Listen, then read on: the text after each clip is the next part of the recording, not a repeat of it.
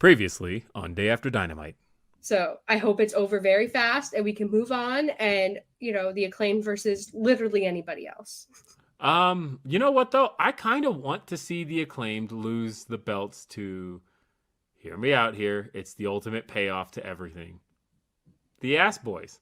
I think if those two have a good performance against FTR and beat them, and I kind of think they will, I wouldn't mind them kind of getting one over on their dad who is no longer in their corner kind of thing. Because then you can go back and revisit the FTR stuff and have FTR beat them for the belts. Like that, I feel like there's ways to get there.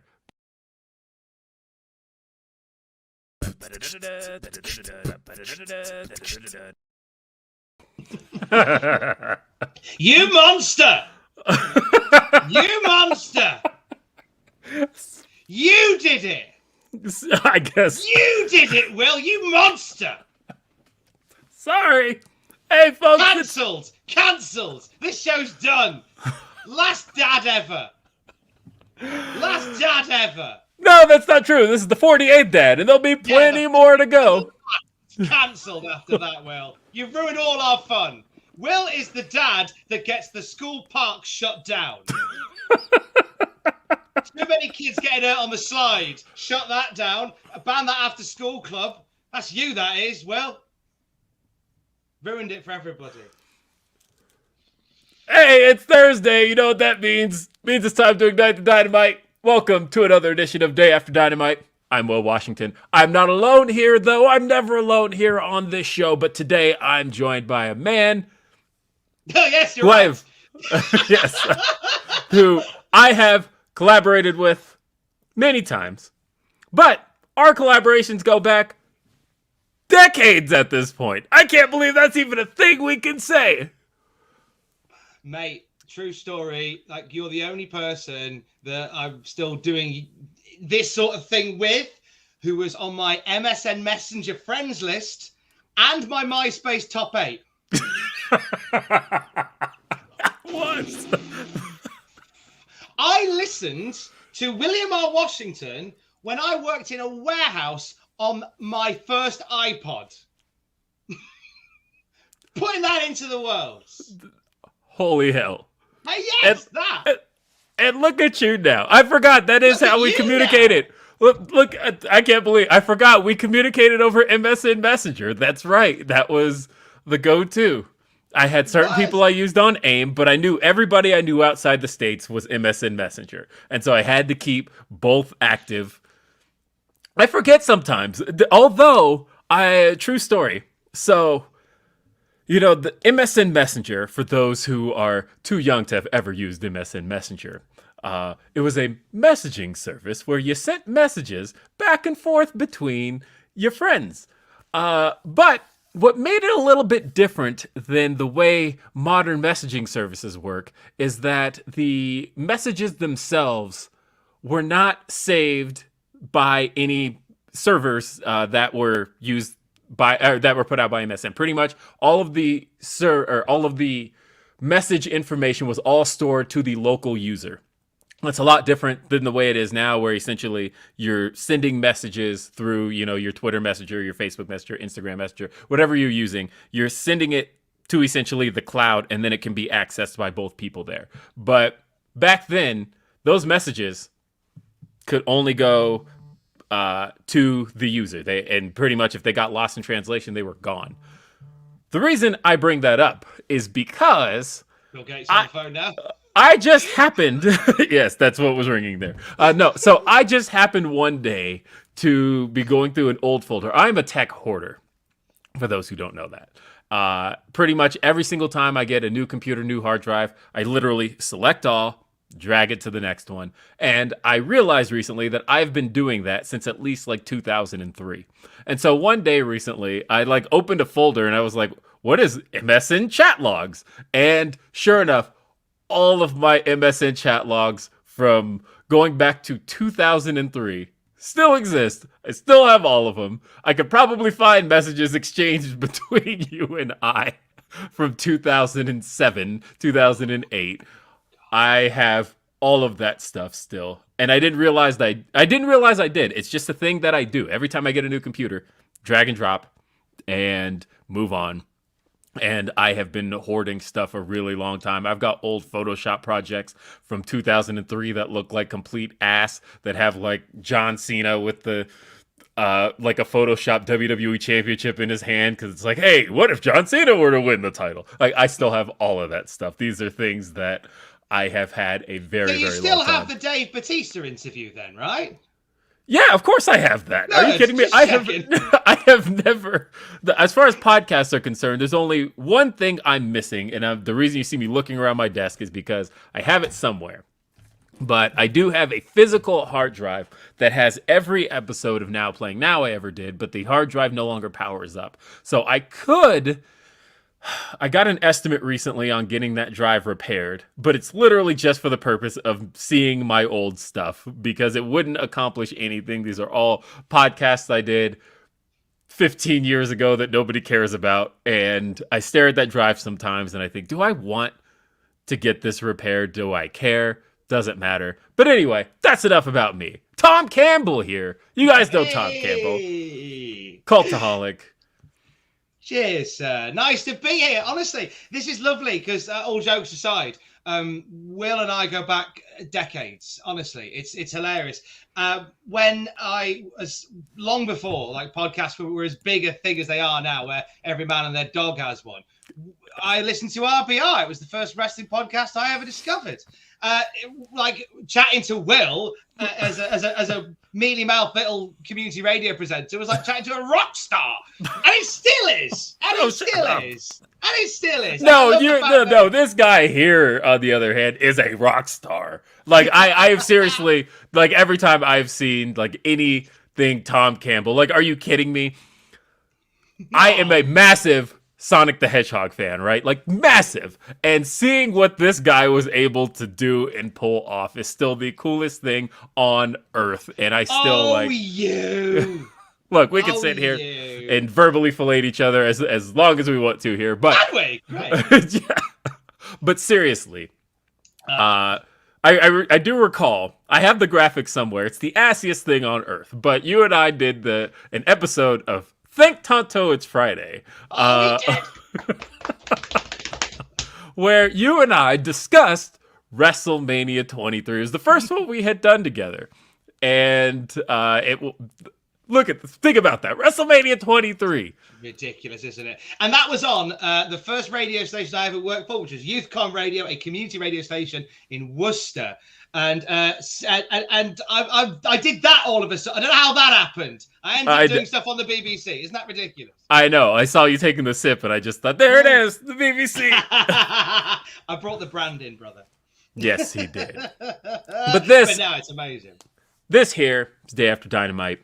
And don't forget, you can support what we do here at Fightful and Day After Dynamite various ways. Start with Super Chats. Super Chats can be found at youtube.com/Fightful. Send us a Super Chat. You could be like Orion Ben here, who says, so if you are one of the fans that called the LI cops last night, get a life, hilarious, has any story made you as an adult dad get so involved, Will? I mean, look, I appreciate stuff like this because I always think back to like the NWO, right? And how people were so distraught over the NWO causing chaos backstage that they had called the cops. Like, when wrestling can get you to do that, and like literally, what's the harm? The police are gonna go, guys, this is a fucking TV show, and then hang up. Like, you know, at worst, you wasted 10 seconds of somebody's time. But otherwise, I do think that when wrestling can make people angry like that, get them upset in a genuine way, that is the intended reaction, right? Absolutely. I guarantee you MJF is seeing those headlines and laughing his ass off over the fact that happened. I didn't realize, and I must have missed this, and in my role, that's bad of me. I didn't realize people actually called the police about the MJF bit. Wow. Oh yeah, of course. Yeah, fantastic. They were like, hey, did you guys know, in case you had an accident reported, that he wasn't the one driving and he confessed it on television? They literally responded. Over here in the UK, there is a soap opera called Coronation Street. It's the longest running weekly episodic soap opera in the history of soap operas. And that's genuine. Michael Cole, eat it. And there was a series where Deirdre Barlow went to prison for a crime that her husband committed. And there were literally calls to the police and there were posters to free Deirdre Barlow. Like, this was a massive thing. And it was blatantly a soap opera. But the rage that people felt that Deirdre was in prison. So, like, this is a tale as old as time. And in this day and age where, like, the curtain is pulled so far back that the rings fall off, that we can still fool people and still get people that wrapped up about wrestling, it's incredible. What Absolutely. Yeah, no, are you kidding me? I'm not in get a life mode on that one. I'm not going to fault anyone for that. I think if it can get you in that way, I love it. That's for me. And don't forget, you can also send humper chats. I gave... are you not aware of the humper chat? I believe the last person that I know got a humper chat ended up in prison themselves. What is a humper chat, Will? So humper chats are buggers like me who don't know. So no, it's an exclusive Fightful thing. The name obviously would come from one Sean Ross Sapp, who is a big humper. Yeah, that too. But more than that, he is big on the word humper. But so basically, we love our super chats. We can bring them up on the screen. They're convenient, but there are some drawbacks to the super chat. For example, 1, YouTube takes a giant cut of those. 2, you can only send them during the show. So if you want to help support us in a different way that helps give us a bigger portion of the donation, and we can still bring them up on the screen. You don't get your little icon there, and they're a little more difficult because I got to copy and paste them over here and all that, but that's not for you. You don't care about that. Or you just want to send them at any time during the day. Humperchats.com is the way to do that. Just send us your humper chats. Make sure you identify what show they're for, because we got dozens of shows here on Fightful, but you identify your humper chat, I'll make sure to get it read here on the show. So we've got your super chats, your humper chats. There's multiple ways you can support us, and we always appreciate it. Be like Jacob McRae here, who says, so is Brian out of BCC? Do they not care about their man, or is he being stubborn and going it alone? I'm so curious. So 2 things. 1, he was wearing a BCC shirt yesterday. I saw that, and I thought about this very discussion we've been having here on this show. Is Brian still a part of the BCC? He wore a BCC shirt this week. I think he still is. However, why haven't they been helping him? I don't know. There's been a lot. I kind of feel like that the BCC isn't like your common or garden stable. I think it's more just a case of people who gather together with a certain ideology, and they don't necessarily need to be in each other's pockets all the time like a regular faction. I quite like that they're sort of separate entities most of the time doing their own thing.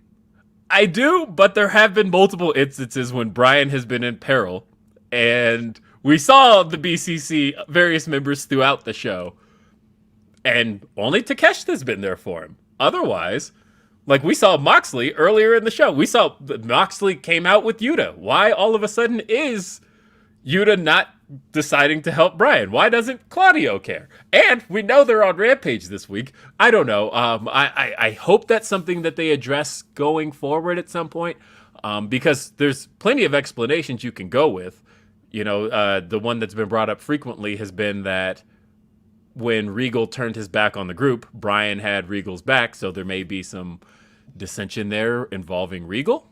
Could be. Yeah, that seems to be. I mean, maybe it's just a case of the fact that they've got a weird taste in their mouth for Brian because he's the one that, despite Regal's dastardly deed, still stood up for Regal. So maybe it's kind of caused like a family divide in that sense. They're like, oh, just you do you. Maybe. Yeah, could be. Either way, he did have a BCC shirt on this week.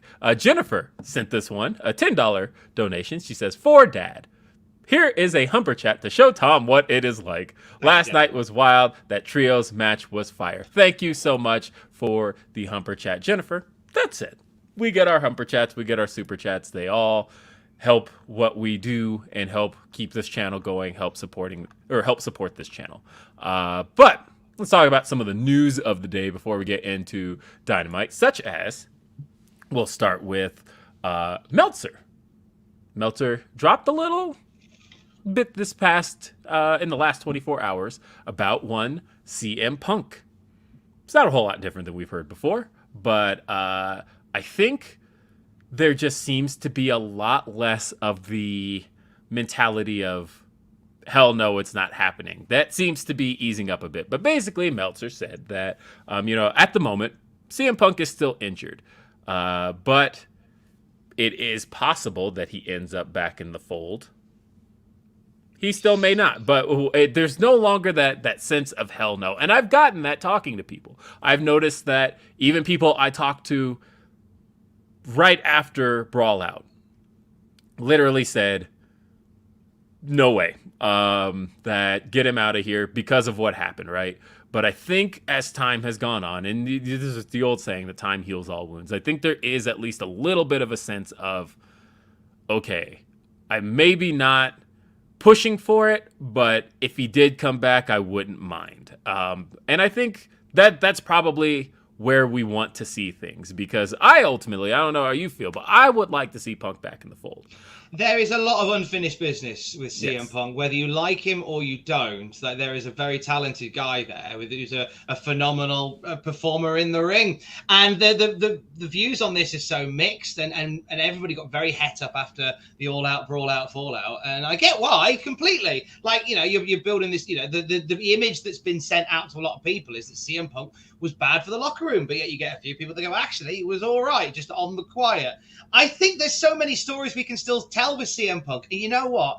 In a wrestling world where Ultimate Warrior and Bruno Sammartino are in the WWE Hall of Fame, you never say never to crossing a bridge. I don't think any bridge in wrestling is ever truly burned from the overwhelming majority. No bridge is ever truly burned.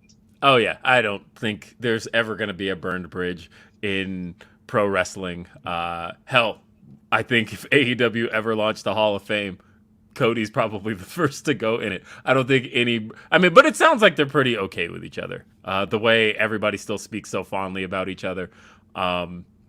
Because, I have been fishing for details on what happened with Cody for the longest time, and there's still nobody's willing to say. It's not even that nobody's willing to say. I don't think most people are just like, he felt it was time to leave. And now I can't help but wonder, at this stage, was there actually a problem, or was it literally just, Cody, if you jump over to WWE, we will give you the Royal Rumble in the main event of WrestleMania. How the hell do you turn that down? And he looks up and goes, that is something I couldn't ever get. It is interesting. We never truly got the answer as to what went on that made him go, whether it was just a case of a lot of people, too many cooks spoiling the broth in AEW for a spell, as they say. I love to think they just went, all right, here's a bag of money, here's the Rumble, here's WrestleMania next year. And I must admit, anybody's head would turn with something like that.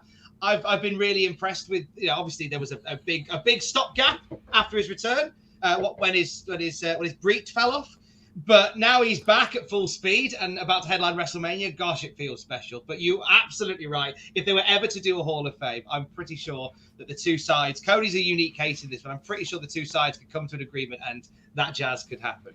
Yes.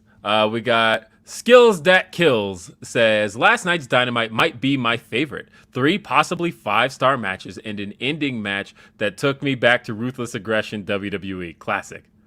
That's the first time I've seen that put that way. Thank you for the super chat. David K says, Will and Tom is 2023's 2-man power trip. That's it. Do you want to be Triple H and I'll be Steve Austin? Yeah. That's a perfect Triple H impression. You're in. G Bro says that's gotta be K. G Bro, what are you doing here? That's mental. Oh, that's something from the Cultaholic multiverse that seems to have seeped through a crack in the wall. But thank you, G Bro.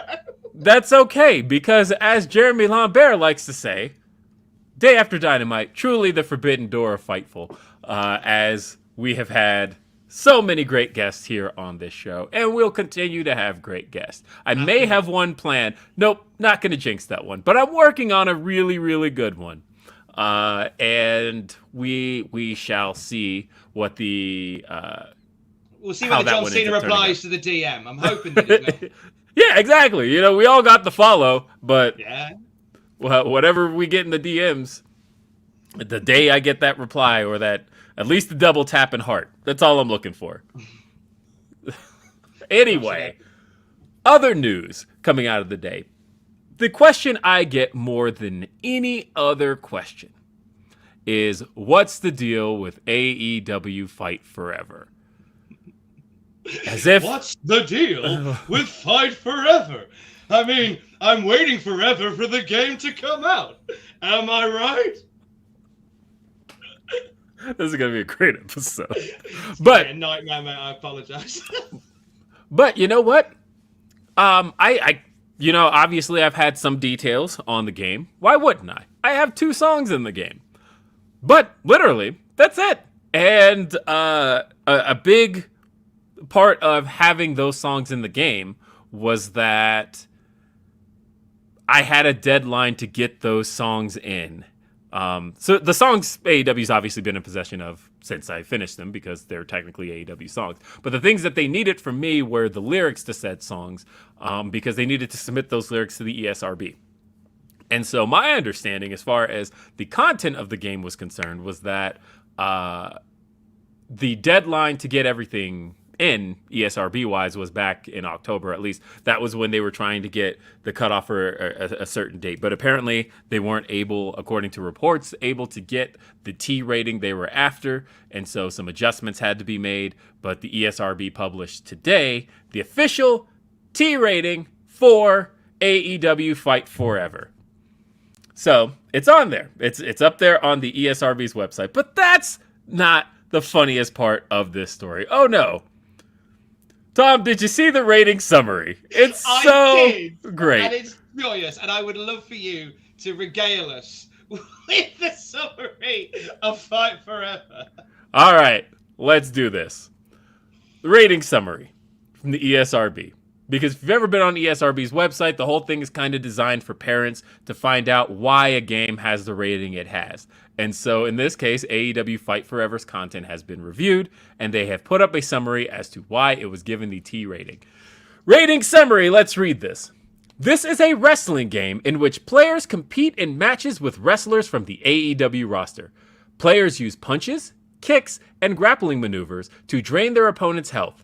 And some match types, e.g., barbed wire, stadium stampede, unsanctioned, players can use barbed wire, baseball bats, metal chairs, and Molotov cocktails against opponents, eventually resulting in submission and or knockouts. Blood splatter effects can occur during matches staining the mats. Video footage of real matches also depicts blood on wrestlers' faces and bodies. The game contains some mildly suggestive material, and examples are female wrestlers in revealing outfits, e.g. deep cleavage, bunny outfits, partially exposed buttocks, wrestlers performing taunting gestures, crotch chops, slapping buttocks. Real footage sometimes depicts wrestlers drinking alcohol and smoking. The word shit is heard in the game. Well, that's us demonetized for tonight. Thanks very much. That's that done. Oh no, we did it. It's 25 minutes in. We're good. Okay, shit. There you go. Yes, nice. We're good. I love that. It makes me happy. I mean, the words that stick out there are, of course, buttocks. I for one am keen, and Molotov cocktails. Like, although I'm fascinated to know how this is going to roll as a game where you use Molotov cocktails as a weapon. Oh yeah, this is great. I'm actually really excited about all of this. I know some people were concerned about it receiving an M rating because of the blood and the fact that you can have intergender matches. I knew that wasn't going to affect the rating. I don't think that's what it was.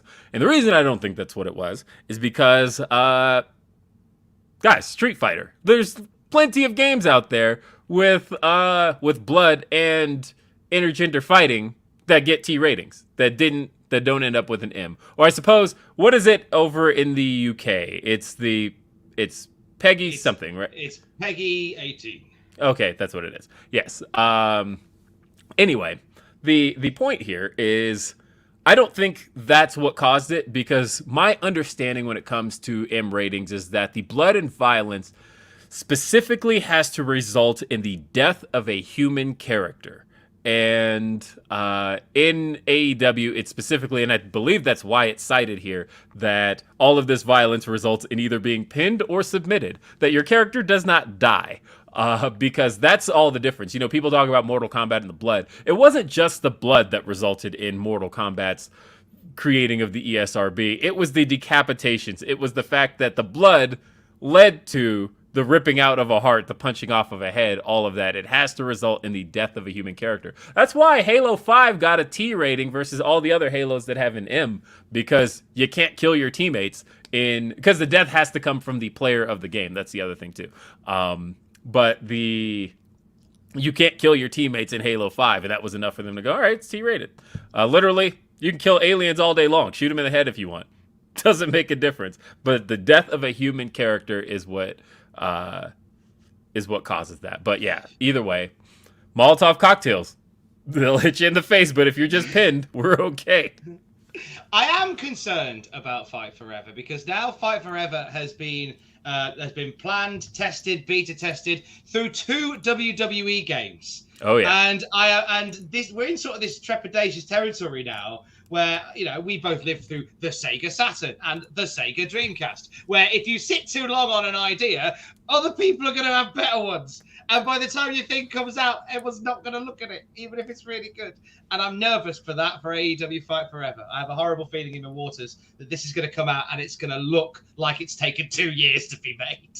So the issue here, of course, is obviously the advantage WWE has had is that they have been building off of the same game for, let me just look at my calendar, 24 years.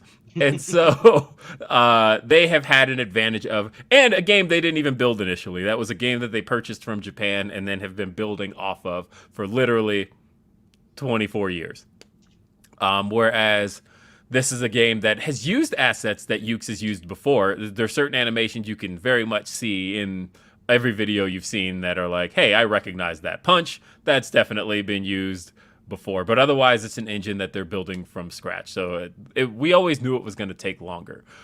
But like you said, the average consumer doesn't see that. The average consumer is just going to see, hey, this game was announced in 2020. Where that was when we first saw footage of this. And now we're looking at the release of WWE 2K22 we've seen since then. We've also seen the release of WWE. We're coming up on 2K23, to the point of where Cody Rhodes is still in Fight Forever, and he will also be in WWE 2K23, which is a thing that happened back in the day because Bret Hart, because of the development cycle around WWF Warzone back in the day, that game started its development cycle in, I think, like end of 96 was when they started the engine. The content of the game was finished in the summer of 97, but the game, or at least that's when the content was like, the roster was finalized. But the game itself didn't come out till May of 98. And why that makes such a huge difference for those who haven't played the game is that you have Triple H, the Blue Blood, cutting promos about having the right pedigree and being the Blue Blood with the DX music playing behind him. Because literally, so much changed between 1997, the summer of 97, and the spring of 98 that Hunter is a completely different guy by that point. This is not remotely the same. And Bret Hart was still on the roster in the summer of 97. He, of course, famously left at the end of 98 or 97 due to the Montreal Screwjob. He joined WCW. And so those two games, Warzone and WCW Revenge, came out a month apart from each other. Both had Bret the Hitman Hart in them. And so this is a case where we've kind of got the same deal happening. Cody Rhodes left AEW, but of course he was a part of the start of the development of the game. He helped get things off the ground. So of course Kenny Omega said he was never going to leave Cody out of the game. He was a big part of things. But here he is now. Good for Cody getting 2 royalty checks when the time comes. Get in there, Cody. I know, right? It's actually kind of cool. We're going to hear Kingdom in 2 different video games. That's actually pretty cool. I think the key for AEW, I was actually just having this conversation with Raj Giri the other day, but the key for AEW, I believe, is that they have to make sure that the game is marketed, pushed in every single way as a retro style game. I think that's got to be the piece that differentiates them. I think that if people see it as a competitor to 2K, they're probably toast. But I think, and the ads did a pretty good job of, the ads we've seen so far have done a pretty good job, in my opinion, of illustrating that. I think when they start marketing it to the masses, they have to illustrate, hey, remember No Mercy? Remember games like that? This is a throwback to those style of games. Like, literally, if you've seen the gameplay footage, when you hit a low blow in the game, you get the bell ring that you got from No Mercy. It's great. I think that has to be the key. They have to make sure that this is the type of game that makes people go, oh, this is like the games I played when I was a kid. This is great. Because we know that sells. We know that nostalgia can sell. But I think if they try to position it against 2K, it's history. I'm just thinking about Ukes using the summary for Fight Forever if they'd used it with No Mercy. Players can use weapons such as chair, half a table, steel steps that grow from the crowd, a decapitated head, some roses, a copy of The Rock Says, a larger copy of The Rock Says. Wrestlers may be prone to not bleeding, but looking like they're bleeding and falling over. Your cartridge may reset. Oh my god. The best part is it's fully accurate, and that made me so sad. Did you have one of those cartridges? Did you have the defective one? First time I did, and then we went back to Electronics Boutique and changed it, and then we were fine. But my friend Jack Atkins, who I do the Classic Raw review with now, he hates No Mercy because he had 4 copies, and they were all defective. The final one, we didn't reset for an entire year, Will. An entire year. And just as he'd made the rambunctious Jackie Orlando the world heavyweight champion in No Mercy, ba-bam! The whole thing's gone. He was livid. And I don't blame him.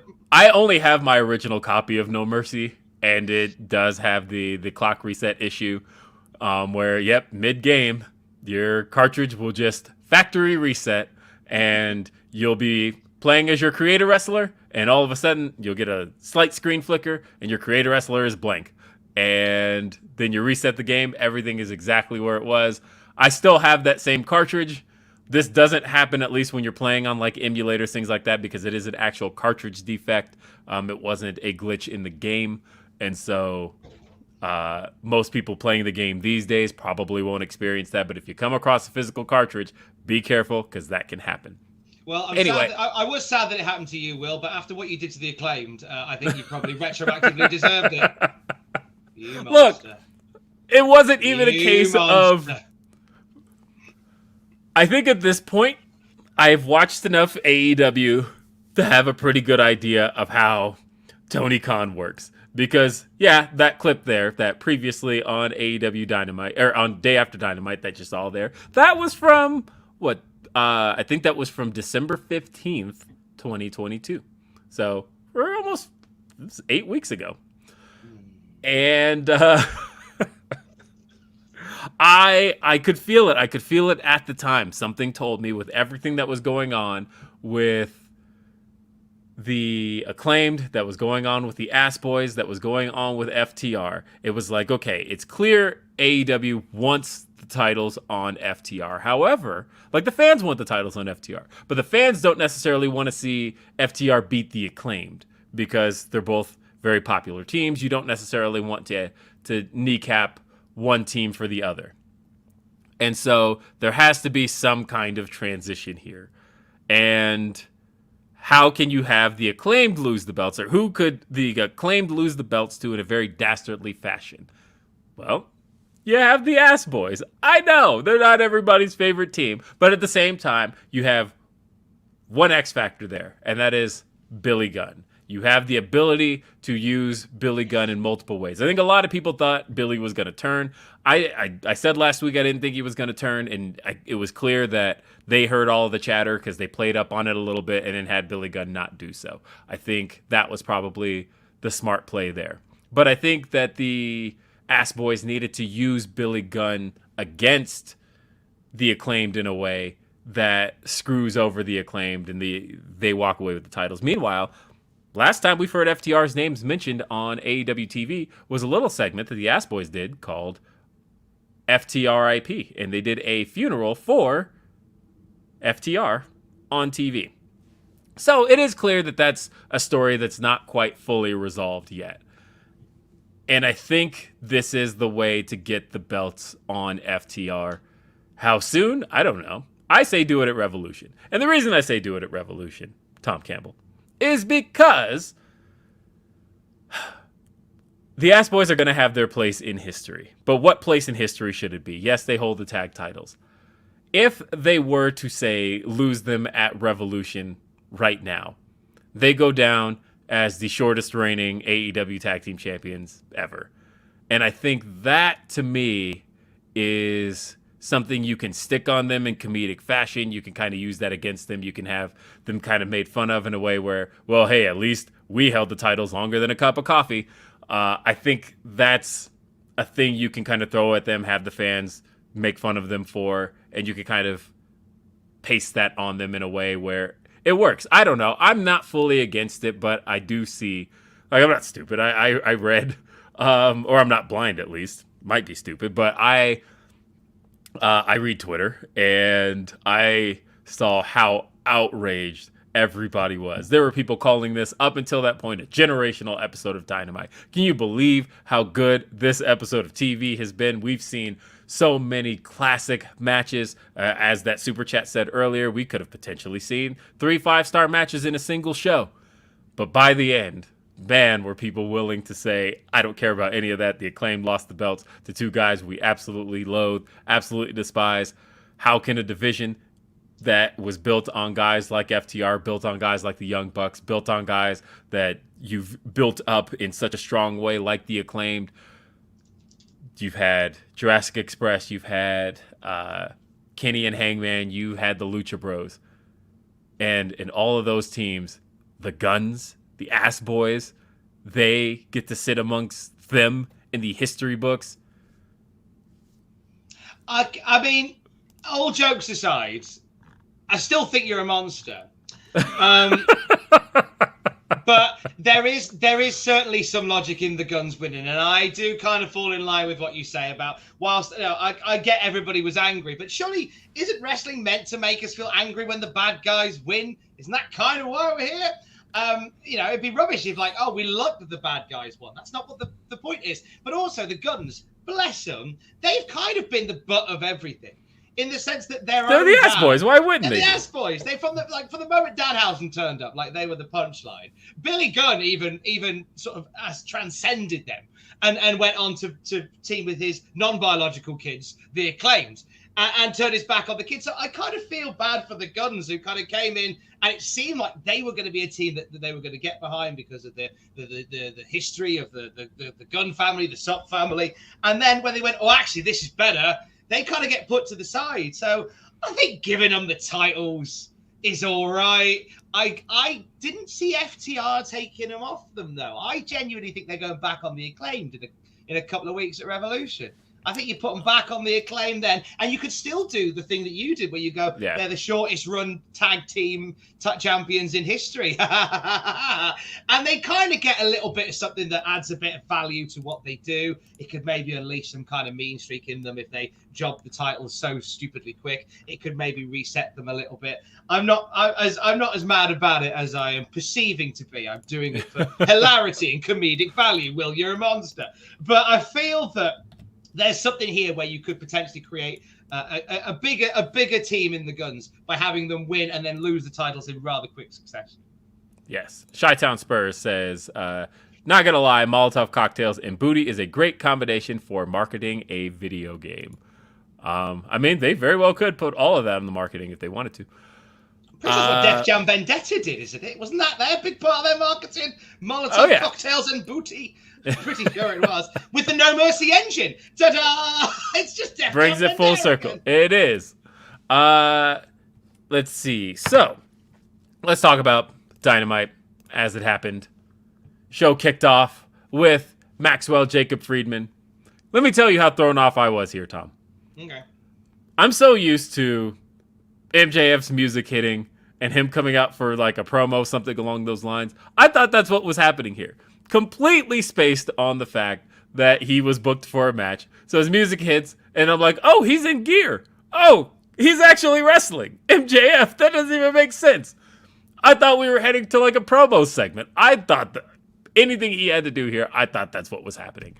But this show opened up. This show took place, by the way, live from El Paso, Texas. This is a criminally small arena that AEW was able to pack last night. This place holds, I believe, 5,000 attendees for a concert. And they got 4,200 in the building this week. And no one was really sure how this one was going to do because WrestleTix advances were looking like they were about 3,800. Nobody was sure if they were ever going to cross that 4,000. But turned out, El Paso, Texas, as Bruce Pritchard once told us on his podcast, is actually a notorious walk-up city that people will get their tickets, but they will buy them day of in line. That's just what El Paso does. And sure enough, they were able to pack the building.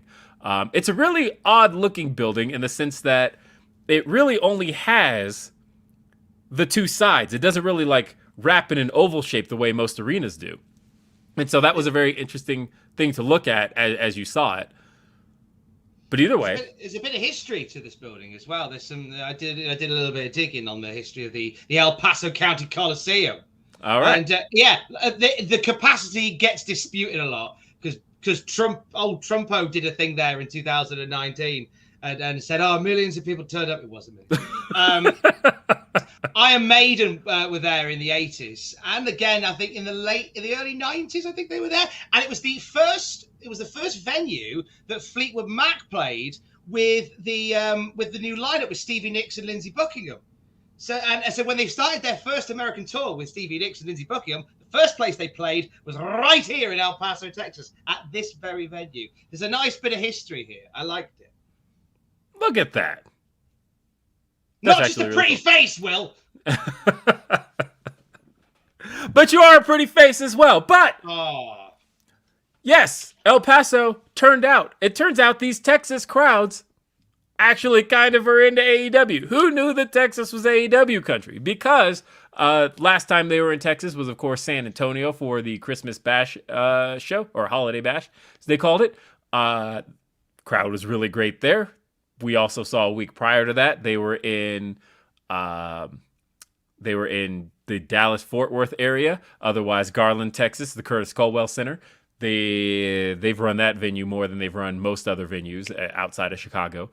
And that one, the crowd was extremely hot for. Week prior to that, they were at the H-E-B Center in Cedar Park, Texas. Again,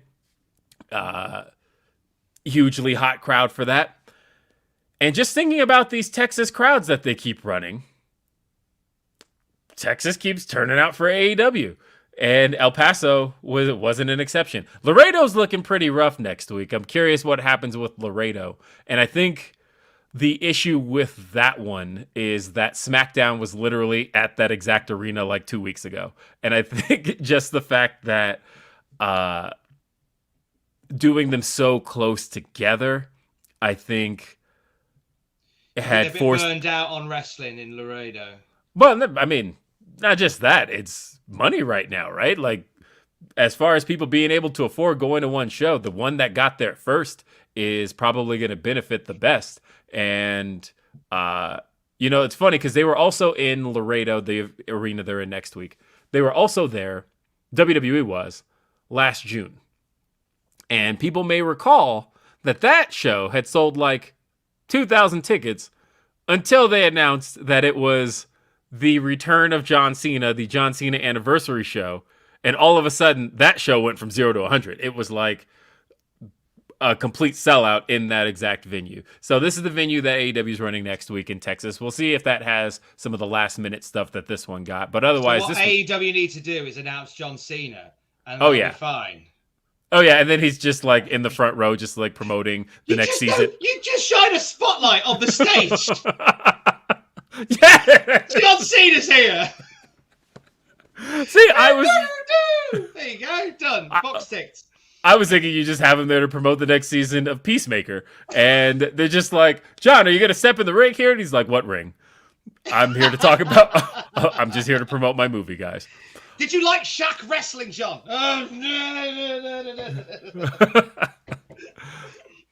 Let's see. So, again, it's the first time in this venue. AEW's running a lot of first-time venues in 2023. They also just announced, as I tweeted yesterday, that they are going to be running the what is it?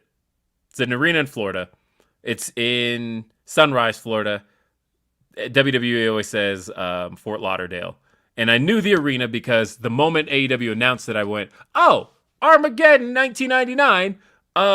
The first time I ever saw boobies on pay-per-view, which was the Cat, and the main event also was Triple H versus Vince McMahon to determine... He got his boobies out as well. He did. And Vince, of course, lost that match. That was to determine if Triple H could remain married to Stephanie McMahon. And if Hunter lost, he could never challenge for the WWF Championship. Hunter won, and the rest is history. Oh, mate, we're so old. We watched that live. Think on that. We watched that. I remember watching that live on here in the UK, and it was weird because it was the first event without Steve Austin in many years. Yeah. And it was like, oh, there's a gap here. And then the Triple H versus Vince McMahon goes on for like 4 days. And they fight around like the army stage with the tank and stuff. And then lo and behold, Triple H and Steph, it was a setup all along. They're probably going to take over the company in 26 years' time. That's what we all thought, and how true that was for a bit. But yeah, that was a great arena. Like an arena replicated in No Mercy. We come back to No Mercy. Yeah, and it's the FLA Live Arena, by the way. That's what it was. And AEW is going to be running there, so lots of events coming up. But anyway, now we got a super chat here. Alexander says, WRT, the Guns winning the titles. This is a very eat your spinach booking moment. They're basically a dark mirror of the Acclaimed's rise from dark to champs and a useful shuttle for the titles to protect a hot act. I like the eat your spinach metaphor. Nicely done. I do as well. Anyway, Konosuke Takeshita versus MJF. Tom, what did you think of this match? What a boy! Like, Takeshita, I can't get enough of him. Like, and I love the fact that he's like they've not wasted any time. There's a few people that are sort of on the periphery and they're slowly catching fire, slowly building up. But Takeshita gone, right now, you're fighting Danielson, you're fighting MJF, and he is shining in there, and he shone here. And I know we all thought, oh, an MJF promo, phenomenal, but nah, MJF Takeshita, fantastic. What a piece of business this was. From the moment it started, the handshake, and then none of that. Like, you immediately despise MJF. And it's hard not to love Takeshita. Like, I don't think I've spoken to anybody yet who isn't just... I might be wrong. Your audience might think different. I think it's difficult to find anybody that is not firmly behind the rise of Takeshita at this point. And hanging there with MJF, there's some beautiful moments in that. I know there was lots in there, and I'm sure you'll talk about it a bit more beat for beat, but I want to give special love to that stunning Blue Thunder bomb. Oh, give me that every day.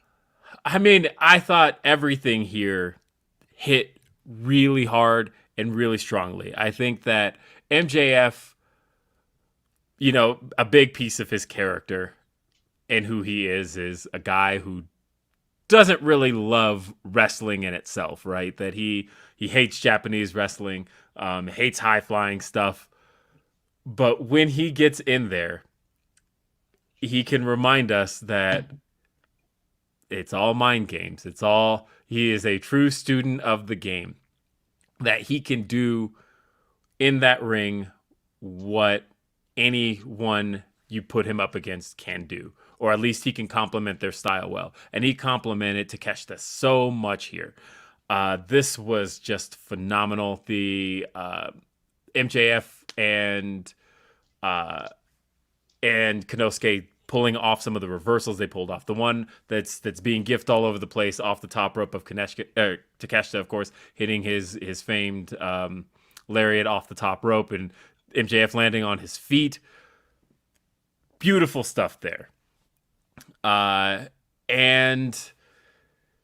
the only thing I wasn't a huge fan of, and I get why it was done, because ultimately MJF is the AEW World Champion. I would have liked this to be, I can't believe I'm saying this, a little less clean. I would have liked him to have won a little less clean than he did. Because of all of the one-upping that MJF has kind of had on Takeshita and how the back and forth of it. I feel like for who MJF is, I would have liked to have seen a little more of a scenario where Takeshita had him beat. I feel like the closest we got was the rope break spot, where Takeshita did have him pinned, and the MJF's only saving grace was that he was able to get his foot on the ropes. Yeah, his shoulders don't leave the mat. You just see his foot just go whoop, and that's all that saved. So I hear what you're saying. I didn't mind so much that it was clean because we kind of got that beat down afterwards that kind of reminded us of that. But I hear what you're saying, that it would have maybe given just a few more notches to Takeshita had MJF had to cheat to beat him. And I don't think that harms MJF either, because, he's a scumbag world champion and we know he's great. Right. And I think that we want to see it. I think this match was quite deliberate because I know, not to spoil it, we have the main event for Evolution set as of later on in the night. But I think it's a little cheeky reminder that, you know what, he does a lot of talking, he does a lot of cheeky stuff, but MJF can go because he's going to need his working boots in March. So he can go. Yes, and this is a good reminder that this hour-long Iron Man match probably gonna be really, really good. So MJF, of course, does beat down Takeshita after the fact. Bryan's music hits. He clears the ring, but not before Takeshita's busted open at the hands of the Dynamite Diamond Ring. Next, we saw the Bunny go one-on-one with Jamie Hayter.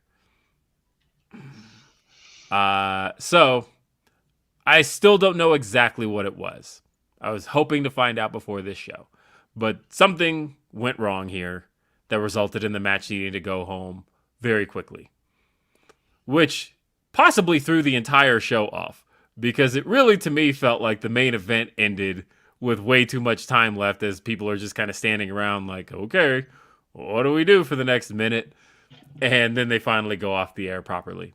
But here you have Bunny versus Jamie Hayter. I'll start with the positives here. Jamie Hayter remains over as hell. Her music hits. Crowd loves Jamie Hayter. They love everything about Jamie Hayter. And I mean, from her music, and the thing is, she plays up to being a babyface so well now.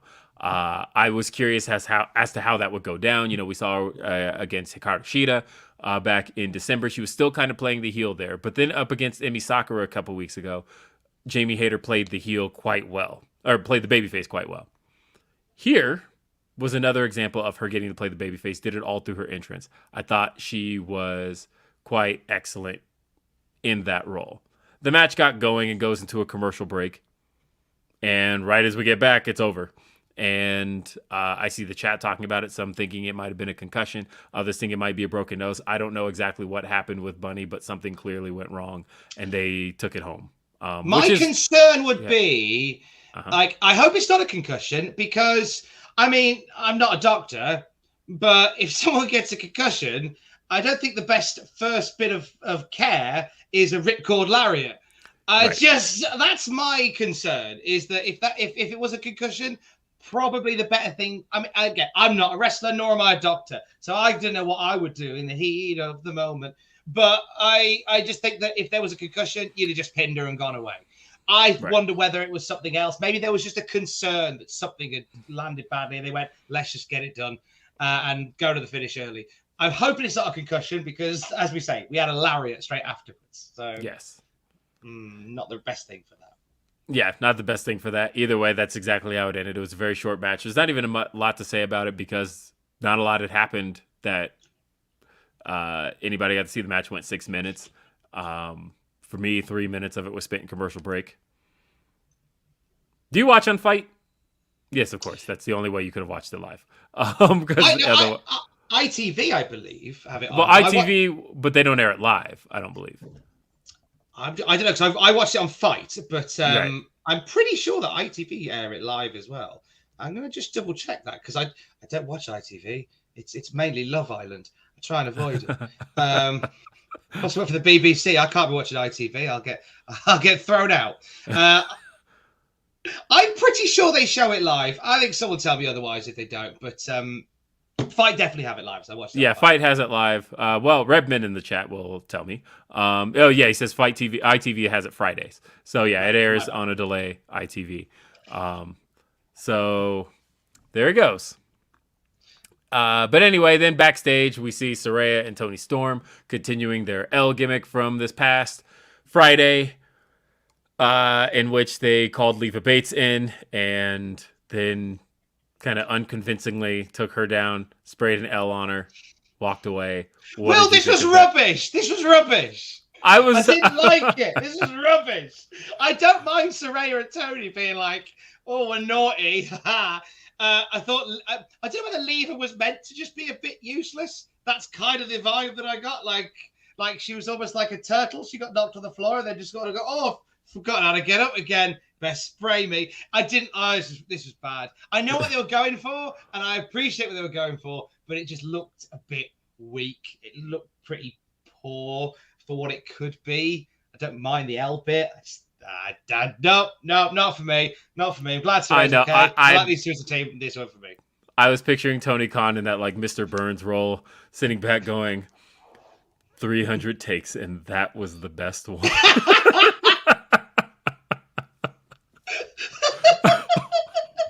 Because, yeah, I agree. This wasn't any good. I like Saraya and Tony in this role, but I agree that something was off there. I think that the attack on Leva was not remotely devastating, believable at all. And then they just sprayed the L on her. No, this is very bad. And then, of course, because we're stalling for time so badly, they then go back to the arena and show Britt Baker and Jamie Hayter at the top of the stage, just kind of standing there, and then they go to commentary. It was all very awkward for a moment as you could see them trying to regroup and get the show back together because obviously they were ahead on where that was supposed to be. Yeah. And I mean, these things happen. Like they obviously made the time up fine, but it did feel very much like, oh, they were scrambling here just to kind of pad out the rest of the show. But that's okay because we had some good stuff that followed. Mm-hmm. MJF is then interviewed by Lexi Nair. And I almost forget about the history these two have together because it's all stuff from 3 years ago. I don't even forget about it. I am remembering it, but it's like, is that worth referencing? I don't know. And I'm specifically referring to the stuff from early 2020 when MJF was beating DDP and then wearing the t-shirt that says, "I banged DDP's daughter." I think that there's no need to reference it. There's no need to reference any of that. But it is like, as soon as she walked in, my brain is like, oh yeah, there was a thing there that in which MJF still has a little rudeness with her. But then again, I think 3 years. Are you kidding me? If like that's the difference between early 1998 WWF TV, which is completely different from early 2001. Who gives a shit about 3 years, right? So I mean, a great example we do Matthew Gregg from Botchamania and I, we do the classic SmackDown review on a Saturday on the podcast feed. So we're watching 2001. We just had a segment where The Rock just knocked on the APA's office and we're like, "Oh hey, how you doing? We're having a tag match later." I'm like, that's Farouk and The Rock. Like, wait. The Nation of Domination exploded over you two, and you just let's have a game of cards to the can. Like, that's what. Is this SmackDown from August of 2001? Yes, that's the one, sir. That was the other week we did that one. Yeah. Was the main event of that show Stone Cold Steve Austin versus Chris Jericho for the WWF Championship? No, I believe it was The Rock of the APA versus Rhino, Booker T, and maybe Test. That was the main event, or was that the middle of the show? I'm sure it was the main event. I might be wrong. Maybe Maybe it was Austin Jericho then. Maybe you are right, sir. The reason I say this is because I was at that show. And so nice! The first SmackDown I ever attended. And I remember being so upset because the one thing that I wanted to go to a wrestling show for, a WWF show in 2001. You know what I wanted to go for, Tom Campbell? Go on. A Rock promo. All I wanted to see was finally The Rock has come back. And you know what I got? I got Rock backstage with the APA, and that was the only talking The Rock did on that show. I literally spent all day cutting out, for me and my brother and our two friends who went with us.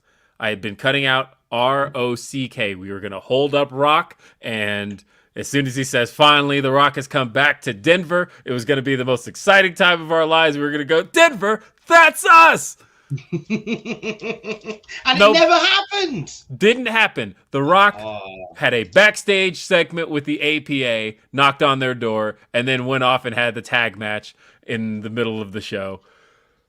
I was at that show. Well, I'm devastated for you, but you did wish the Guns beating the Acclaim, so retroactively you did deserve it. Yes, I did deserve it. So I had to travel to eventually get to see a Rock promo, by the way. But Which otherwise, one did you finally get a Rock promo from? Which show?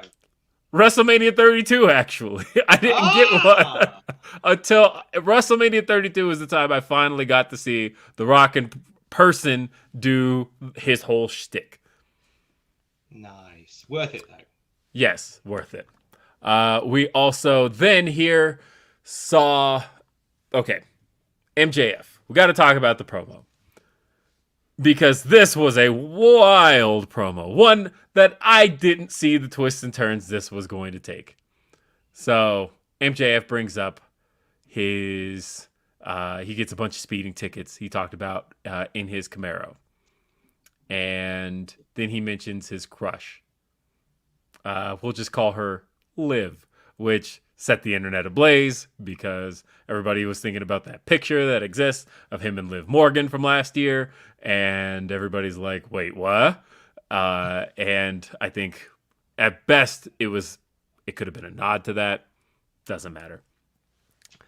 So then he starts telling the story of how he took her on a joyride in the Camaro. And while he drove, we got ourselves a certain gesture I don't think I've ever seen on network television, which was MJF, of course, gesturing, getting a hold on, wrong angle because I'm mirrored. There we go. There we go. Anyway, go ahead, screenshot that, guys. But he gestured getting himself a little blowjob from old Liv. And of course, he wrapped the car around a telephone pole. And this was all talking about the type of man one MJF is. I wasn't sure where this story was going. By the time he got to that point of the story, I had completely forgotten everything he had mentioned about the speeding tickets and possibly having his license revoked. Forgot all about that. So when he finally gets to the end of the story and reveals that when he comes to, he could taste the pennies in his mouth. He's, of course, referring to the copper taste that you have after a concussion. And anybody who's had a concussion knows exactly what he's talking about there. But I can't even finish the story. So, of course, he then mentions that he looks over at old Liv, and Liv's head has gone through the windshield. Tragic. He checks, makes sure she's breathing. At that point, the feeling you should have gotten from the story is that, okay, MJF may not be that bad of a guy. And then he, of course, reveals that He swapped places with her before the police arrived, and he blamed her for the accident because that's the kind of man he is, somebody who will do whatever it takes to get ahead because he's MJF, because in life there are winners and losers, and he's going to prove he's the winner at Revolution. What the fuck? That is not where I was expecting that to go. Darkness. Incredible. Dark. Incredible. An amazing story weaved throughout that took us on a journey. He is so captivating. And it's all bluster and all nonsense just to wind everybody up. And it worked. Because people were rigging the police, for goodness sake. I couldn't. I'm not cross with this. I'm not. It's the challenge that MJF has is because he's so darn entertaining that people are gonna fall in love with him and want to cheer him. So he's got to do everything he can at every opportunity to go, no, I'm the baddie. I'm definitely the baddie here, and you need to treat me like the baddie. So, and sometimes instead of just sort of making a slight nudge to the right, he will throw himself to the right-hand side. And then you have something like this, where he goes, yes, nearly killed a woman. Well, then swap seats with her. Ta-da-da. Admittedly, is it not an episode of The Simpsons? But be that as it may, it's still great. I really like it. Very great.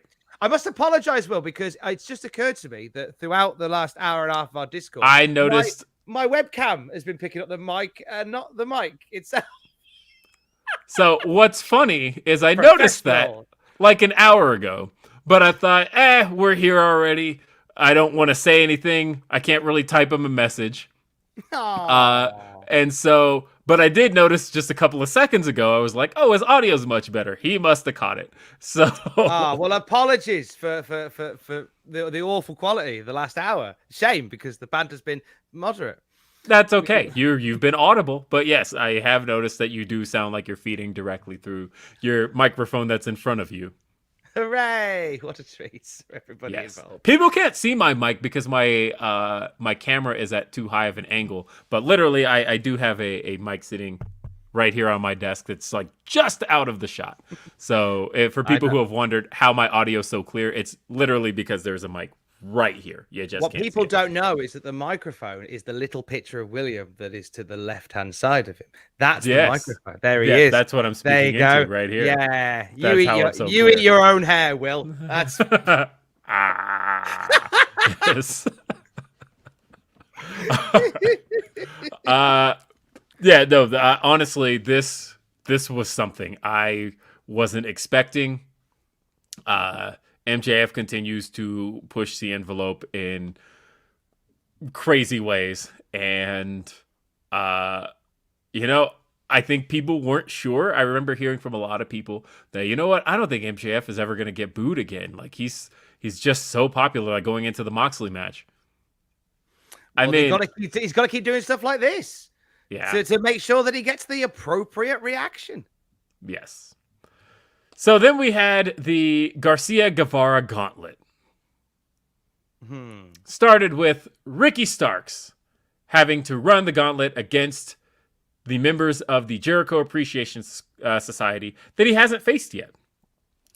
He started with, it was kind of back-to-back. Both Matt Menard and Angelo Parker came out together. He defeats Angelo Parker, very short fashion. This leads to Matt Menard then making his way into the ring. And literally 15 seconds later, rolls up Matt Menard, 1, 2, 3. That's it. 2.0 is completely disposed of. They're out of here. So then we get Daniel Garcia and Sammy Guevara making their way out. Who's it going to be? Because it wasn't ever going to be both. They specifically said it wouldn't be both. It was going to be one or the other. And they both make their way down until it's revealed that it is Daniel Garcia. And we get Daniel Garcia versus Ricky Starks in the ring. If Ricky Starks can win this, he gets his hands on Chris Jericho in this show. And I looked at the clock and went, he's losing. There's not enough time for that. There's not enough time at all for him to get his hands on Chris Jericho tonight. I guess that's fine. I wasn't expecting him to. I quite like a gauntlet where the person doesn't win the gauntlet. It's nice when that happens. I think Parker and Menard they're great. They are disposable though. So I'm glad that Ricky just burned through them and then had a bit more of something competitive with Garcia. But then I definitely think we're getting Jericho and Ricky Starks on Revolution. I feel like that's going to be good fun. I feel like Jericho and Stark. I think Jericho will make a star. Starks is already there. I think that promo that Starks did with MJF kind of cemented to me. Whoa, there's your guy. There's your guy there. And I had this wild idea just before Christmas because obviously we had Ricky Starks, MJF at Winter is Coming, and Starks didn't quite do it. And I just said, you know what? Imagine December 23. What if Ricky spends the year just really earning his stripes, and then we run it back again? And what if Ricky's the guy that does it? What if Ricky's the guy that does it? I kind of like that. And I think that because I know a lot of people are burned out on Chris Jericho feuds. I hear it all the time.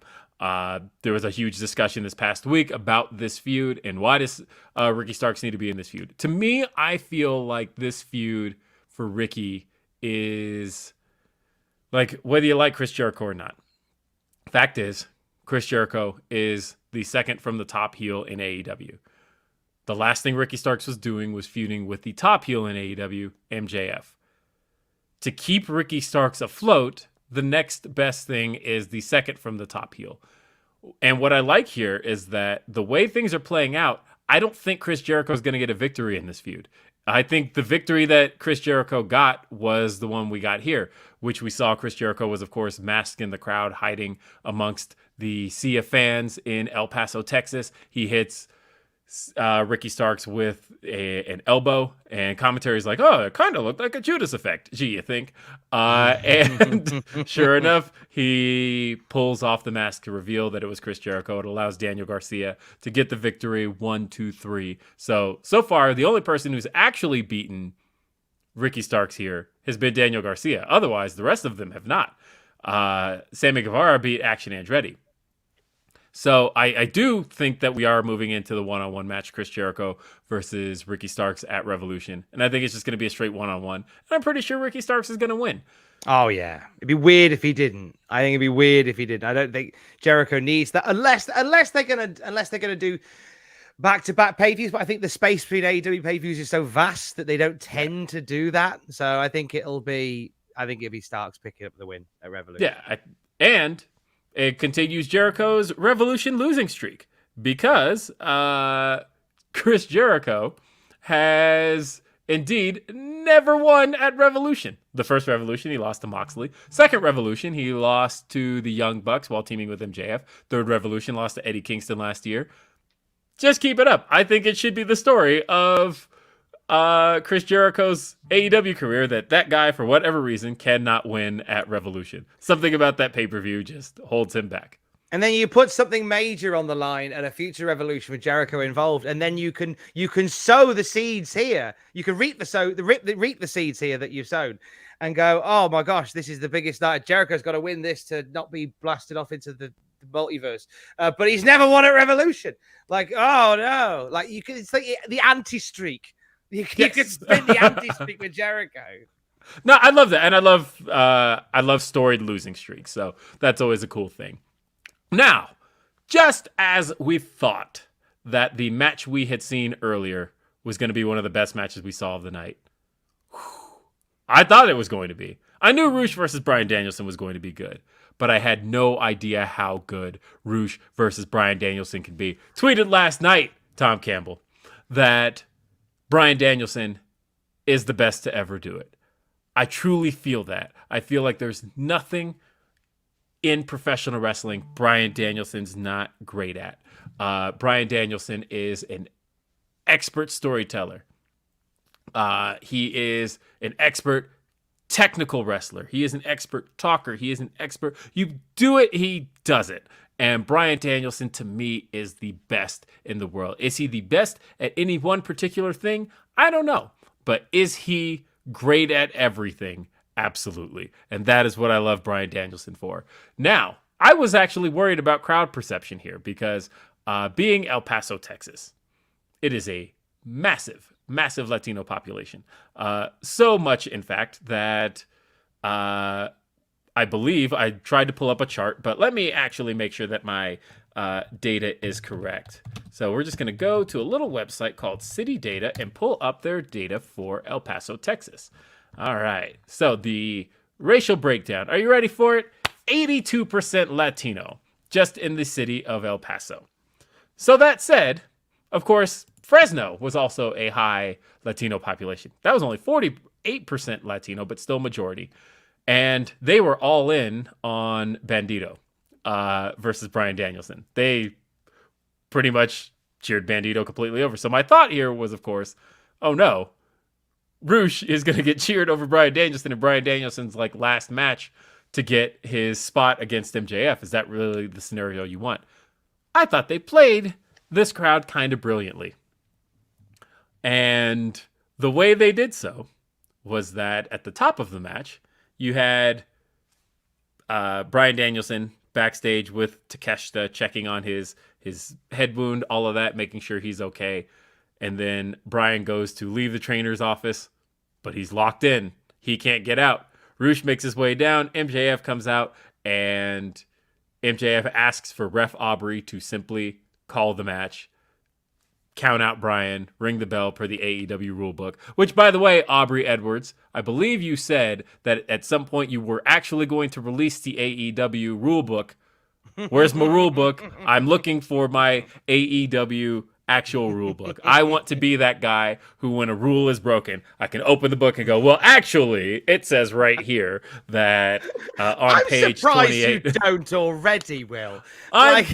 Look, I want that rule book, Aubrey Edwards. You said that you were going to get together with the AEW refs and put together the physical rule book and sell one. I would be the first to buy it. Give me my rule book. Anyway, they referenced said rule book. And so they ring the bell. They start counting. Aubrey counts very slowly. She's not going to give MJF what he's looking for. And this got the crowd into wanting to see Bryan in this match. This was actually fairly brilliant. And by the time Bryan made his way in, I think that prevented any inorganic reaction. I think that helped get control of the crowd, helped get the crowd on the side of wanting to see Bryan in this match and wanting to see Bryan win this match. I think this was brilliant. But I only wish that she'd got to 9. I actually appreciated her looking at MJF and going, I'm not doing this. I'm not playing your game. And just basically refusing to count. Before we get into this match, I want to read a couple of super chats about the last match. Adam Russo says, Jericho disguising himself and attacking people. We have Jose says, on a side note, LOL, I noticed a bass clef on Takeshita's forehead by the blood mark made with the ring. Anyway, Will on Desert Island Graps, please. I guess we're doing it. We're doing it. We'll announce it here. We're doing it. We're getting you on. We're getting you on, Will. I was gonna play dumb and give Jose all the credit here for this, but yes, we are actually doing that very soon. You muted your mic. I can't hear you all of a sudden. Oh no, I've lost Tom Campbell. I can't hear him. There we go. I don't like StreamYard. Oh. I don't understand it. Am I back? You are back. Okay, that's fine. Has the audio gone bad again? Yes, it has. Hang on a sec. Yes. Is it better now? Much better. There we go. Anyway, we slid into each other's DMs, as we have done for over 300 years. And to be honest with you, Will was on the pilot for Desert Island Graps back in 2007. So why not get him on the proper one? So that's what we're going to do. I will be there. You'll be there like shareware, my friend. You'll be there. Yes. Let's see. We got and yeah, Patrick said Mrs. Jericho hasn't run a revolution either.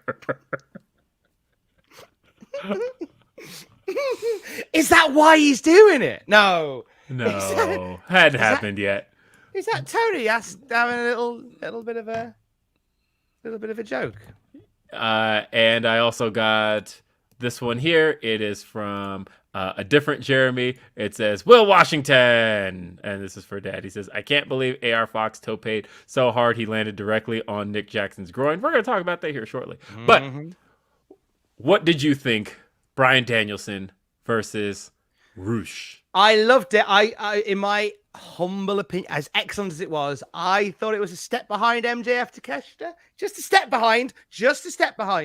And I love Bryan Danielson. And I love Bryan Danielson a lot. I don't know why I enjoyed MJF Takeshita just the tiniest bit more. I still thought this was excellent, and I was going to make the same point as you about the how they kind of got the crowd onto the right side for Bryan with the association with MJF. I thought that was masterfully done. I like the pile driver. That was nice. There's a lovely little pile driver in and amongst there as well. I think it must have been like 3/4 of the way through. Just very heavy, very stiff match. Lot of heavy strike action from both. And it's probably the most interested I've been in Roosh since he arrived. With the greatest respect to Roosh, it is the most interested I've been in him. Yeah, it's very good. And I agree with you that Roosh, I think, had a lot to prove here. And I think he did prove it here. But of course, Bryan is doing what he loves right now. And what Bryan loves is violent professional wrestling. And he got to do all of that here. He got to bleed. He got to chop. He got the stiffness. There were so many smart, brilliant spots in this match. And I think Roosh got to look like $1 million. But in the end, we had our victor, Bryan Danielson. Does walk away with his title match against MJF at Revolution in 3 weeks. I'll be there. Though, update on the car situation. I did not get a minivan, as I suggested I might get in order to cart people around. So therefore, I am limited to 3, maybe 4 people I am willing to take around. If it's a wrestler, like 2. 3 at most, because I had the clown car situation happening last time where in my little Nissan Leaf, I drove around Swerve and the Mogul affiliates, and those 2 guys are so big that when they got out of the car, it literally looked like a clown car. It looked like my little Nissan Leaf pulls up, and these 2 big-ass dudes just get out. Suspension going mental, like... As they're climbing out. That's incredible. I think I got a Kia. That's why you've got a minivan this time, then, so you can carry more moguls. I didn't get the minivan, so I'm warning people right now that if there is a ride, I only got the Kia Rio, so that was that. But anyway, I love this match. This is already one of my favorite matches this year, and Bryan Danielson is going for Wrestler of the Year. Apparently, he is on path for that. I love seeing how hard he is fighting for this match for the AEW World Championship. A-Shock says, does Tom know that Swerve is Will's cousin? Of course he knows that. I have known this man. I knew Will when he didn't have a door.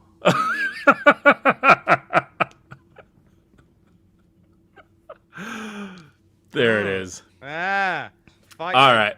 Got a few more minutes on this show before we've got to wrap it up. But we had for the AEW Trios Championships. See, this was my match of the night. Ah, okay. I love the flippy nonsense here. This is excellent. Same. Are you kidding me? This is what I was looking forward to all day. My immediate thought was, are you kidding me? You're in El Paso, Texas. You are going to give me all of the lucha action I want here, Elite, AR Fox, and Top Flight. I posted a little stat, by the way. I had been holding on to this. It was actually sitting in my drafts till I had this. But every member of this match was familiar with each other in a previous match, except for Darius Martin and Kenny Omega. And I waited until the 2 of them locked up to post that because I'm like, everybody here has faced each other at some point. AR Fox has tied it up with Kenny Omega before. We've seen the Bucks and Top Flight. We saw Dante Martin with Kenny Omega last year, or 2 years. That was 2 years ago when he was champion. But Darius Martin has never been in the ring with Kenny Omega. And as soon as these two are in the ring with each other, as soon as they lock up, I'm going to post this stat. And I was so excited that they did. What other stats does Will have in his drafts? Oh, are you kidding me? My drafts look like I have the stupidest looking drafts. Because if you pull up my Twitter drafts, and we could just do this. I'm going to scroll so fast that you can't see anything. But that's what my drafts look like. Oh! But sometimes I will go, I need an appropriate time for these things, and so let me wait until it's time for that. But either way. I'm just looking in my drafts now, just out of sheer interest. And the top one shows my age. It just says, Cleopatra, the movie from 1963, is on BBC Two now. If you start from the beginning, you should have the final dinner scene by Wednesday. So that's a bit of pop culture for the kids. A film from the 60s. I'm my Twitter drafts. You're welcome. You go to that joke a lot, by the way, because you just made that joke about Revolution. And I've got a selection of gags, and Tuesday is the funniest day. Something about the word Tuesday is the funniest day. Yes. Jose says, I was so excited to RT Will's stats. Yeah, I mean, look, I there are certain ones that I hang on to when it's time. I remember I had the one about Daly's Place, and I have one about Daly's Place actually right now that isn't usable until the next time AEW runs Daly's Place. And so Daly's Place is about to become twice as big, and they're going to call it Weekly's Place. Wouldn't that be 7 times as big? Yes, it would. All right. So either way, this match was just a blast. I mean, this gave the crowd all the bang for their buck, no pun intended. But the Elite being there and getting to do their thing with AR Fox and Top Flight. I mean, what particularly, you said this was your match of the night, what particularly did you love about this match? Anytime AR Fox was doing anything, like, he just, like, not that I would expect anything, but like on this particular occasion, absolutely rose to it. And was the smooth, like, even points where you thought, oh, this isn't a transition. This is him stopping to move. And like him climbing climbing back into the ring turned into a drop kick. He hit cutters for days. He hit a dive that looked like the dive that S.A. Rios had in No Mercy. There we go. We're back to No Mercy. Well, hits it beautifully, then just gets back in the ring. I'm going to do another one over there. Then AR Fox was magnificent. And to kind of echo like Takeshita getting the clean loss over MJF, not mad that AR Fox got a clean loss here either. Like, I think that's all right. I think he looked so competitive in defeat, and Omega looked so relieved to have him down for 3. Like, I thought he was brilliant. This is no disrespect to Top Flight at all. They were fantastic. But AR Fox, that guy, another guy who's going to be the guy. There's too many the guys in AEW right now, but that's another guy who I thought was fantastic here. Just absolutely owned the match, shot in the moment against 2 top stars of the company, or 3 top stars of the company. Just outstanding. The trios division has been a revelation towards Revolution. It really has. Even with the bumps in the road, the trios division's just been the gift that keeps on giving.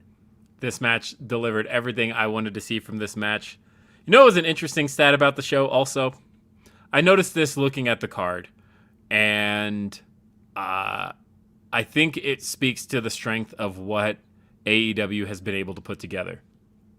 Did you realize, looking at this card, top to bottom, everybody on it, Bryan Danielson was the only former WWE guy to perform on this card.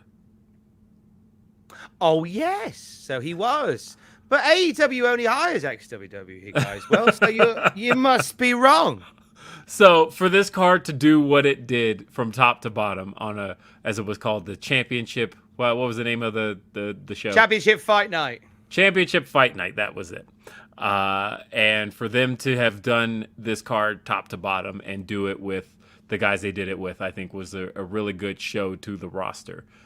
Because everybody wants to work with Bryan. And to me, I've been calling Bryan an honorary day one AEW guy, only because I truly believe he would have been one if the stars had just aligned a little bit differently. If his contract had expired the month before All In, I think he would have worked All In and subsequently been a part of the launch of AEW. That's just how I feel. But because the stars didn't align quite that way, he ended up signing the 3-year deal that brought him into 2021.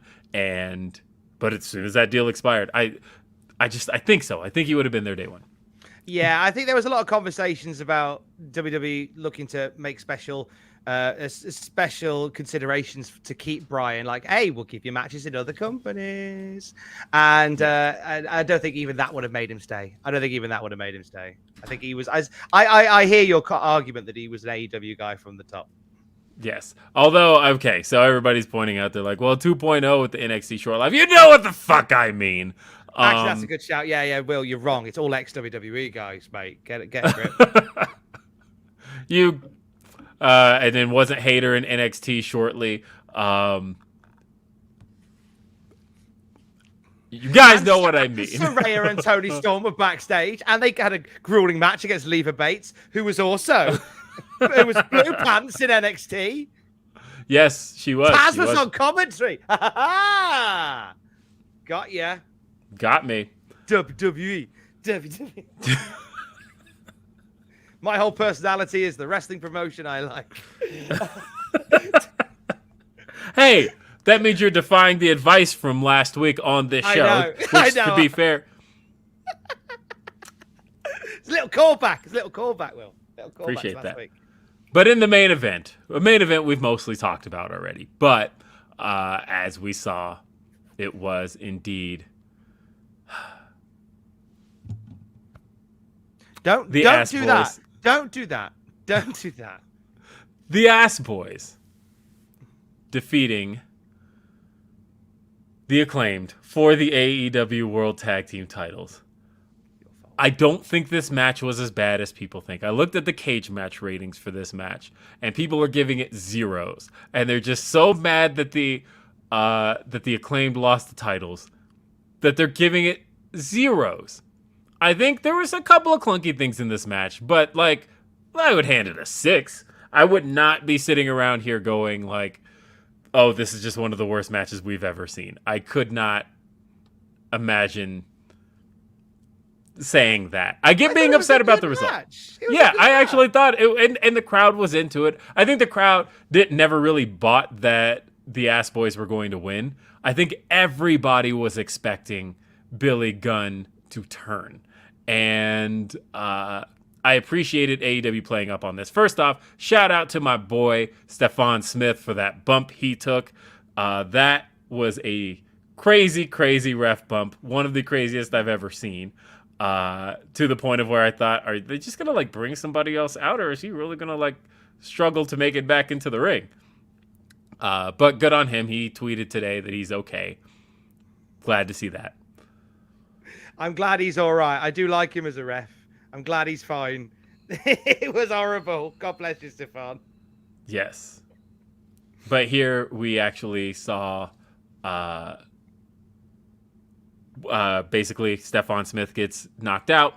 Billy Gunn makes his run in. He lifts up Anthony Bowens like he's going to do something. And Austin Gunn has the championship. Billy Gunn then puts Anthony Bowens down and reveals no, he's still on their side. But then Colton attacks Billy. That then sees Austin Gunn clock Anthony Bowens with the championship, which allows him to roll him up. 1, 2, 3. We have new champions. The Ass Boys are the champions. Quite literally willed into existence. I appreciate that. No, I didn't. We'll see where this goes. I'm not so down on it as long as there's an end game, and it feels like this has at least been the plan for a few months now. When I said that with the clip I played at the top of the show, that was really me kind of just looking at the tea leaves. I was looking at things, and it felt like the way they were talking in the way they had been talking down on FTR, it felt to me like they were being positioned as the transitional champions between the Acclaimed and FTR. Maybe I'm wrong here, but I think that's what's happening. I have been pulling your leg the whole night. Like I see where that school of thought comes from, because I kind of buy into it as well. Where like you kind of lead, you give the Guns something, because bless them, like they turned up with their dad and they've just been chewed up all the way through. So give them something, and it's this thing they can claim, like, hey, we were tag champs for like 10 minutes, and that's fun. I'm all right with that. I still think the Acclaim should beat them and get them back, but I see your thought on FTR as well. I see your thought on FTR. Well, either way, that is Dynamite. That was the February 8th Dynamite. Which begs the question, how did it do in the ratings? Well, those are out, and according to Show Buzz Daily, the show comes in at number 5 behind 2 NBA games, The Challenge and SportsCenter. So it does break top 5. It did fall under 900,000. It hit 899, so that means that those no million memes that you see from trolls, those are going to be all over today. It does a 0.3 rating. And again, that was good enough to get it in the top 5.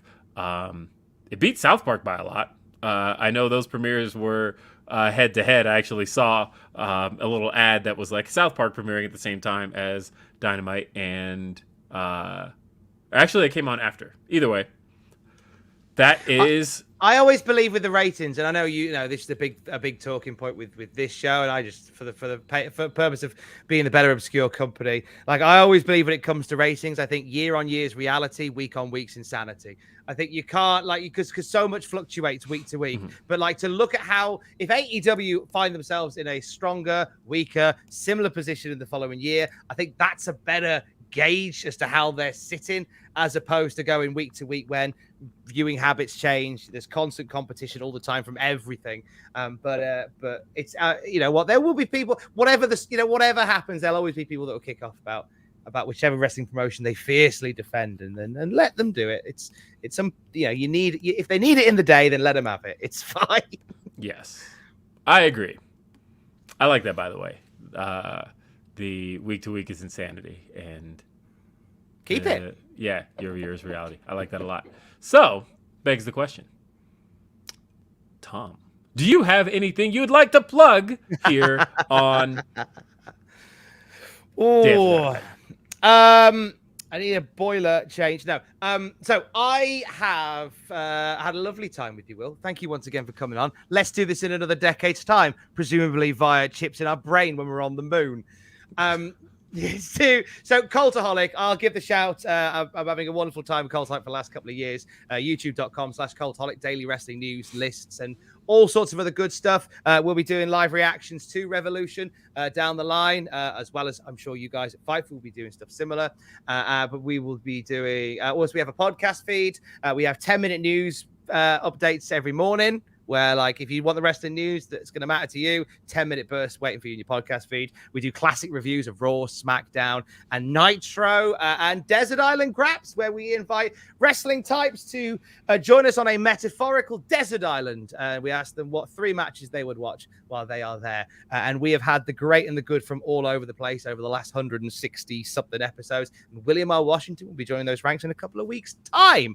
I'm at Tom Campbell on Twitter. And come find me there. Big thanks to you and to Fightful. We're big fans of Fightful at Cultaholic. Big fans of what Sean Fightful at rossap.com does. So we're very grateful to you. Jeremy Lambert. Hello, Jeremy. I don't think we've ever spoke before, but honor and a privilege. Thank you. And hey, it's my mate Will. I love that we're still hanging out together. We've never met properly. That's the only thing that we need to do now. We've never met properly. That's true. I don't know. I've got to plug Radio Newcastle, BBC Radio Newcastle. I'm on the morning show Saturday at 6 a.m. If you're up at silly o'clock in the UK, come find me there. But yeah, so we've never met properly, and that should be something we should address at some point. We should, absolutely. I'm always down for that, but I'm also always just down to talk with Tom Campbell. Tom, been a pleasure. One day we'll expose the world again to Tom Campbell's Better World, because it's still one of my favorite things you've ever done. Oh, man. I'll have to check it, make sure I don't get cancelled for it. I imagine the humor's changed somewhat in the years. Yeah, look, honestly, just pull the Backbreaker Boris sketch, and then I think we're good. Oh, that's true. That'll be good times. But yeah, hey, yeah, Will, always a pleasure, mate. Let's just keep bumping into each other as the years go on. Absolutely. Folks, that's it for this edition of A Day After Dynamite. Thank you for being here. For Tom Campbell, I'm Will Washington. We will see you next time. Have a great day. Peace. And that's perfect.